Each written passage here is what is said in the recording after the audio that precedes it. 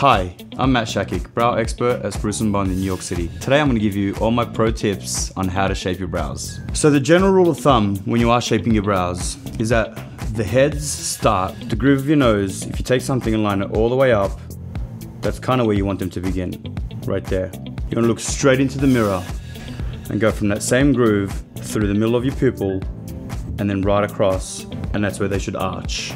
And then for your tails, you want to go to the bottom of the nose, edge of the eye, and go straight up, and that's typically where they should end. So we always want to start with trimming our brows. Take the hairs up, comb them up, start at your tail, and just trim away any of those unwanted stragglies. We always want to start in the middle. Get rid of all those grown out hairs, separate the two. We don't want to take too much away from the tops. That's normally where our structure lies.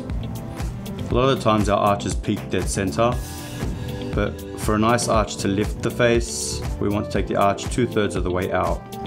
And skimming away those hairs at the top will allow us to do that before we have to shape the bottom. It's important that when we come down to the tails, we're not taking too much off. And that incline, where we hit our peak, is just a gradual decline.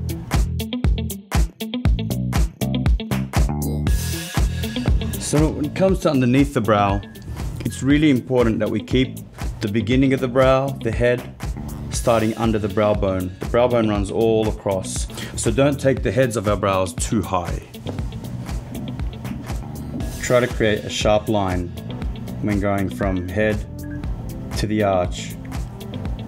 And it's really important to raise that arch ever so slightly and increase that incline very gradually. A lot of people think the higher the arch, the better the brow. It's not the case. It should be a subtle rise, but nothing too dramatic.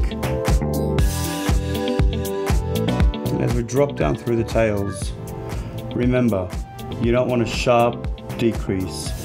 You want it to gradually drop and decline. Make sure you clean up all these little flyaways. Sometimes we have hairs all the way down near our eyelid that will really fade out and blur the lines of when our tails end. So you want to clean up the whole area.